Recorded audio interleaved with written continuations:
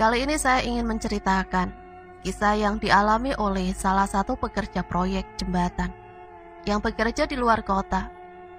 Pengalaman dari narasumber sebut saja namanya Wito. Sebelum dirinya ini berangkat bekerja proyek, Wito itu mengajak salah satu tetangganya yang kebetulan baru lulus sekolah dan tetangganya itu tidak melanjutkan ke jenjang selanjutnya. Salah satu pemuda yang masih belia, sebut saja namanya Rian. Proyek yang akan dikerjakan ini adalah proyek jembatan. Sebelum jembatan itu dibuat, Wito yang menyaksikan secara langsung ketika mandornya yang mendatangi paranormal untuk memberikan sesaji di salah satu sungai yang akan dibangun jembatan dengan berbagai sesaji. Salah satunya kepala kerbau yang sebagian dagingnya itu dibagikan ke warga sekitar, dan kepala kerbaunya itu dibuat sesaji yang nantinya akan ditaruh di hantaran sungai di mana jembatan itu akan dibuat. Wito yang melihat dan menyaksikan bosnya dan paranormal itu sedang menaruh sesaji di antara sungai sembari membaca mantra. Tujuan utamanya agar proses pembuatan jembatan itu diberikan kelancaran. Konon bila tidak dilakukan hal tersebut, itu bisa mengakibatkan petaka bagi para pekerjanya. Kepala kerbau yang sudah disajikan dan juga mantra-mantra yang dibacakan tidak berselang lama dialirkan ke sungai dan dibiarkan tenggelam bersama sesaji yang lainnya. Dan singkat ceritanya, di lain hari, proyek jembatan pun mulai dikerjakan. Tempat di sekeliling mereka itu sudah dipagari, dan tujuan utamanya agar tidak ada warga yang menyaksikan pengerjaan jembatan. Dan pekerja yang ada mungkin sekitar 20 pekerja. Tibalah waktu proses pembuatan jembatan itu mulai dikerjakan. Ada yang namanya pancang, panjang, atau penyangga tubuh jembatan. Satu persatu dipasang di tengah aliran sungai yang mengalir deras. Wito yang sebagai pekerja waktu itu sedang menarik anyaman besi untuk tubuh jembatan. Wito melihat penyangga jembatan yang sedang dipasang dengan dibantu oleh alat berat yang turun ke bawah. Disitulah Wito melihat ada satu hal yang membuat Wito terkejut. Saat di tengah-tengah pemasangan penyangga jembatan, Wito seperti melihat ada wajah yang sangat dia kenal. Kenapa wajah itu ada di sana? Bukannya dia ada di sebelah kiri atas, tapi kok mana mungkin ada di bawah dekat sungai, sementara sungai itu mengalir sangat deras. Wito bergumam dalam hati. Yang memang sedang merakit besi di sekelilingnya itu memang tidak ada Rian. Wito yang melihat Rian seakan-akan berdiri di dekat tiang pancang yang sedang dipasang dan itu tepat berada di tengah-tengah. Secara akal itu tidak mungkin Rian berada di tengah-tengah tiang pancang dengan aliran sungai yang sangat deras. Penasaran Wito melihat lagi sembari melihat tiang pancang yang semakin turun.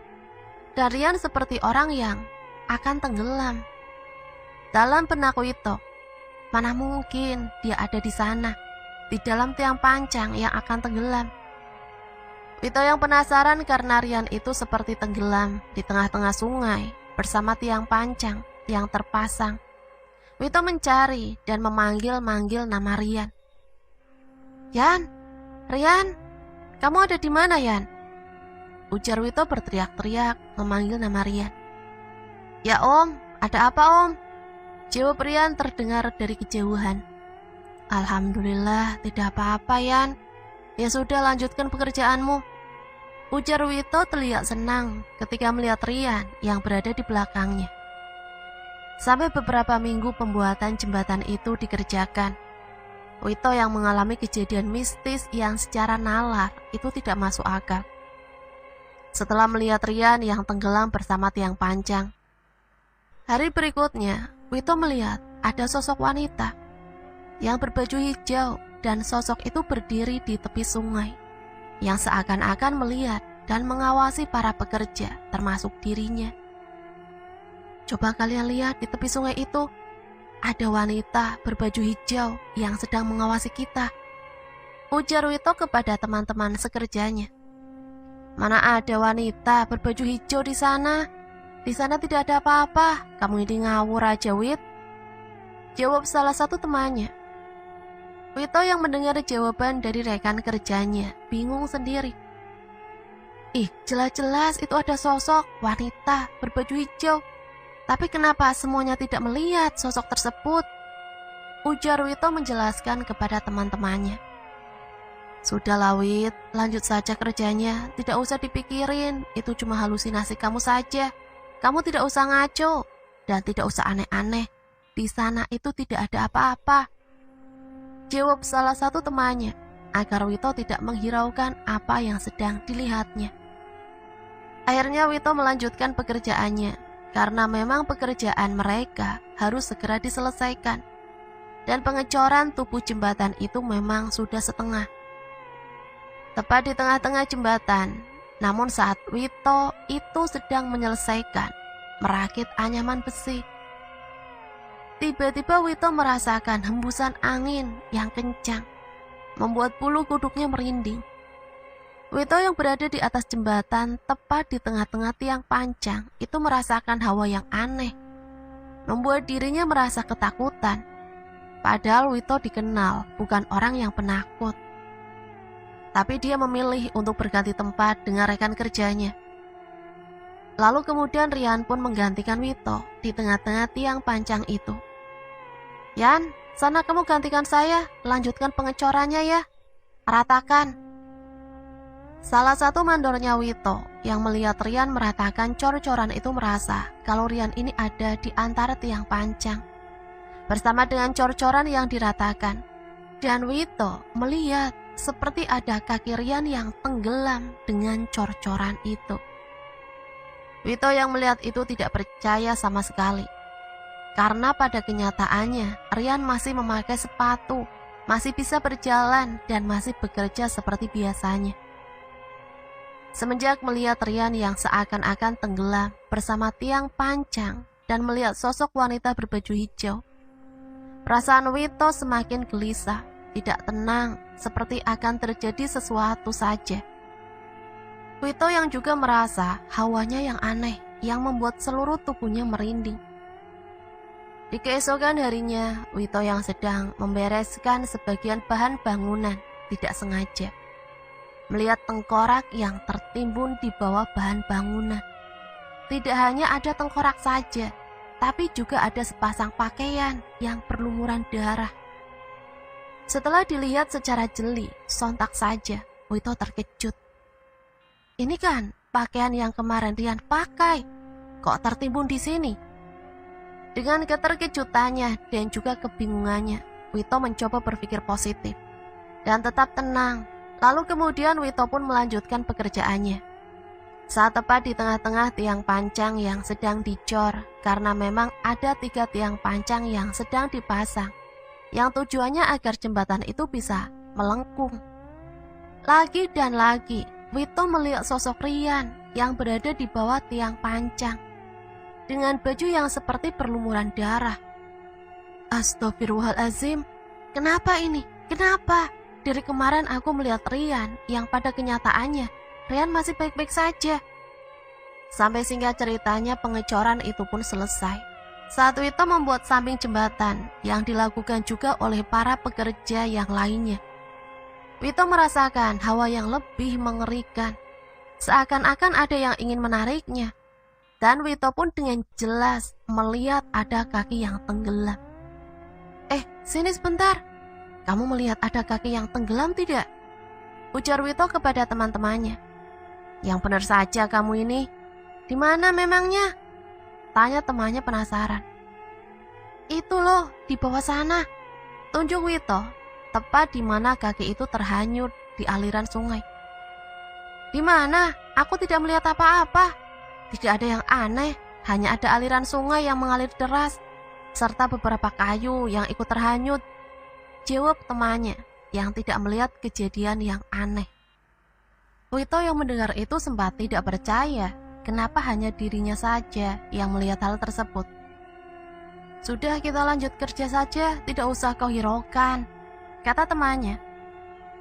Pembangunan jembatan yang ditarget dalam 1 bulan harus selesai, membuat semua pekerja harus giat dalam bekerja.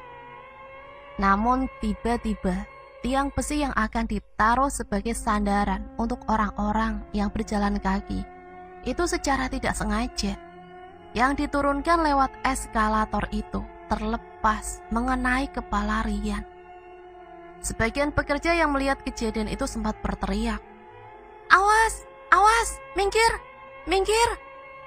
Rian yang sempat menghindar, tapi karena terlambat dan juga tempat yang tidak memungkinkan untuk Rian lari, akhirnya tubuh Rian terserempet dan membuat dirinya jatuh di atas cor-coran yang sudah mengering. Rian yang tidak memakai helm pengaman, yang mengakibatkan kepalanya terbentur cor-coran. Dan Rian pun mengalami pendarahan hebat di kepala bagian belakang. Para pekerja yang melihat Rian yang terjatuh karena tertimpa tiang, kemudian berteriak memanggil nama Wito. Wito, Rian ketimpa tiang, Wit!"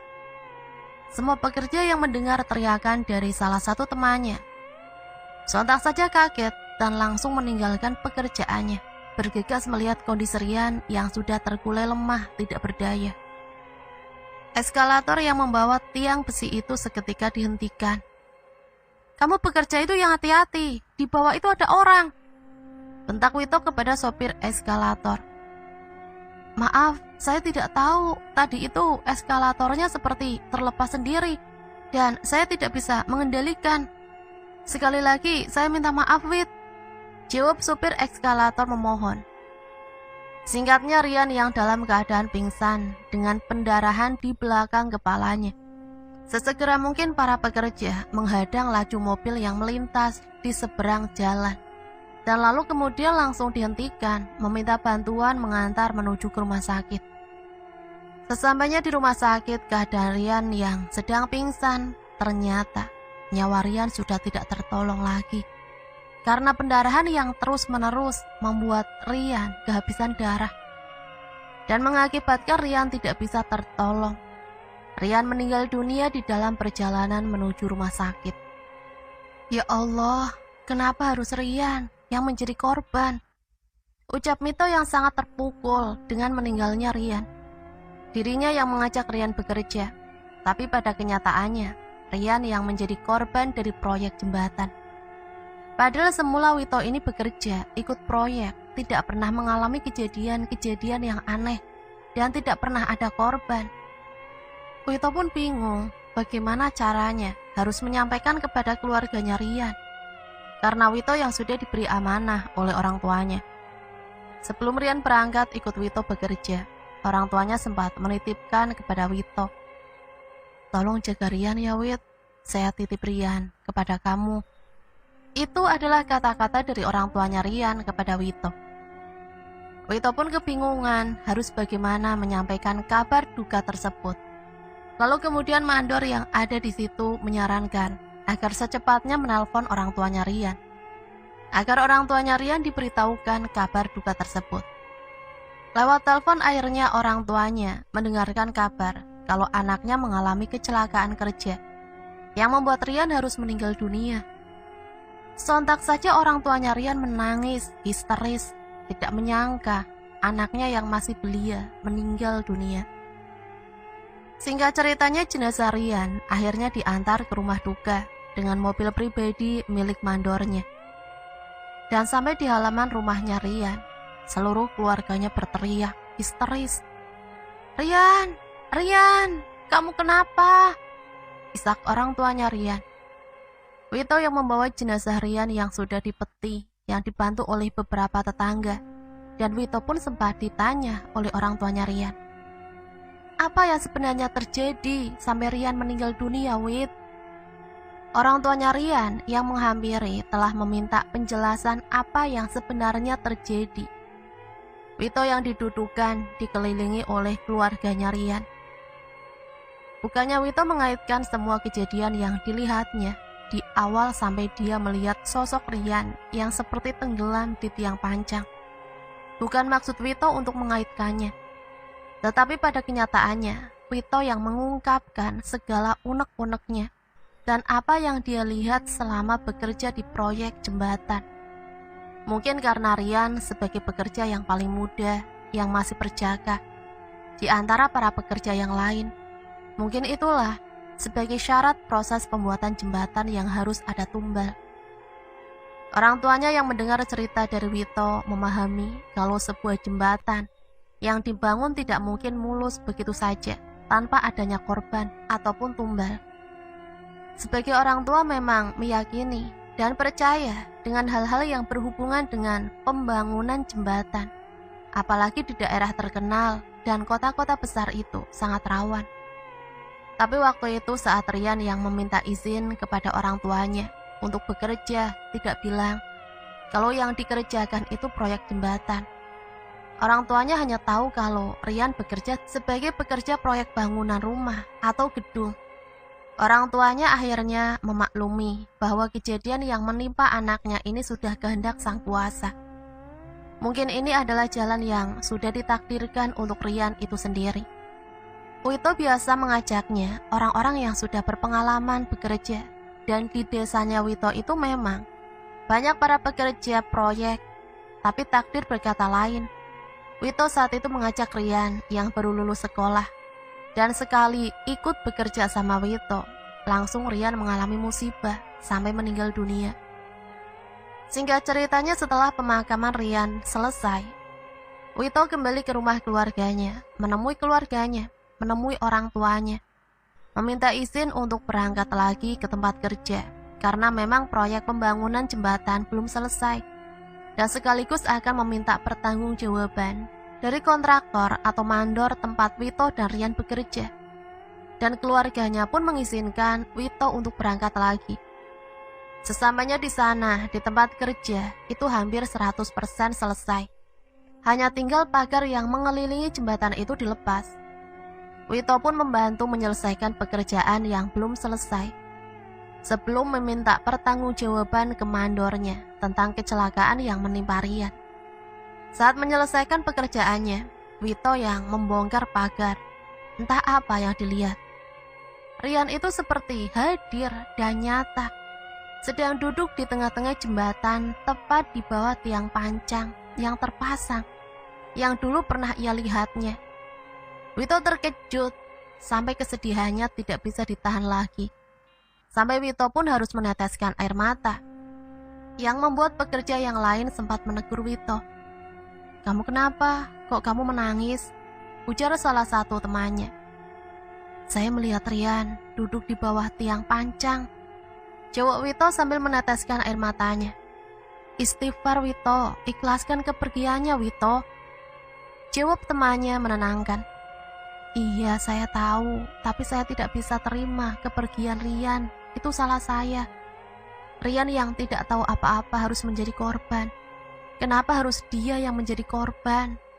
Dan ini saya melihat Rian yang sedang duduk.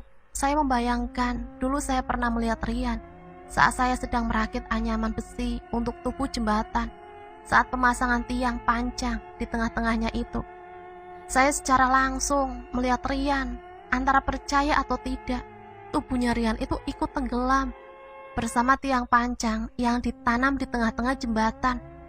Dan dari apa yang saya lihat dulu, ternyata kejadian itu harus nyata terjadi. Bahwa yang menjadi korban pembangunan jembatan itu adalah Rian.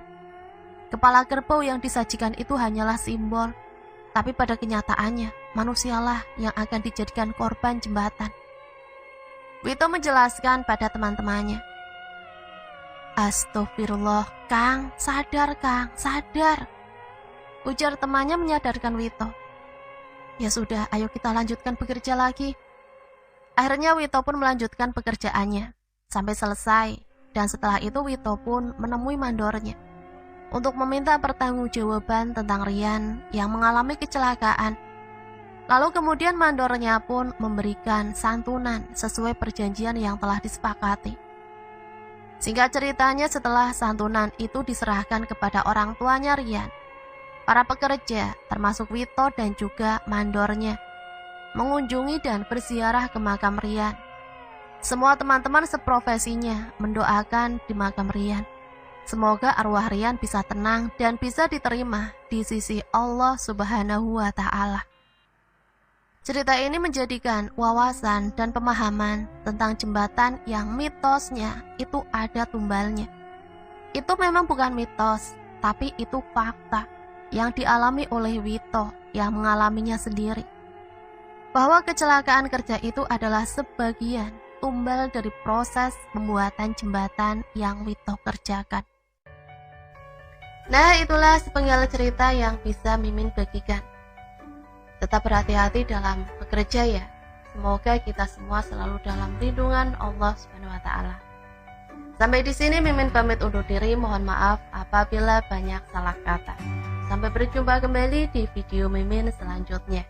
Akhirul kalam. Wassalamualaikum warahmatullahi wabarakatuh.